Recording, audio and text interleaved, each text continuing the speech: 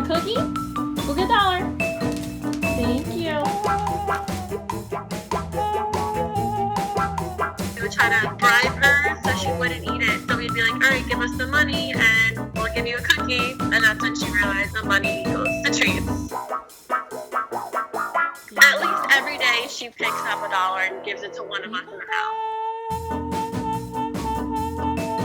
As long as it's not hundreds and twenties, let her keep the one.